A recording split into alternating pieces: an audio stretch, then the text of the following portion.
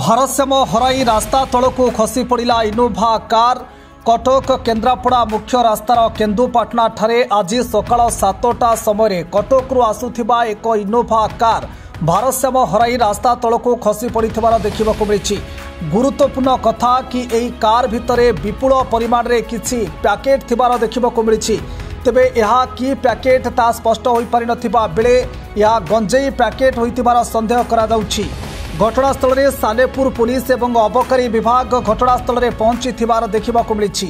भरत चंद्र नायक accident नहीं सीधा आसला सीधा बिल भर पशिला गछ गुटा भांगी 7:30 पर अनुमान तो जरी पैकेट गुड़ा थुआई प्राय केजी भाया हम अनुमान कर लोक मैंने कहते जहाँ गंजेई बोलिकी कौन किए कह गाड़ी भीतर तो भर्ती है गाड़ी भीतर आम कि जानू गंजेई पैकेट बोली अनुमान करा पुलिस वाला आसी पहुंचनी कौन तार आसला सी स्पीड आइला पड़ा गछ भांगी सब सरकार सब चलती कौन ना तपन कुमार मल्लिक एटा 7:30 सुधा आम अनुमान कर गंजेई अच्छी बोली पेस्ट गुड़ा है ना आम जापर तो यहाँ देखिनु पुलिस भी खोली ना आम जस्ट देखिकी कहूँ जे गंजेई अच्छी बोली पुलिस प्रशासन अच्छा खोला है गाड़ी गाड़ी जड़े थी सी फेरार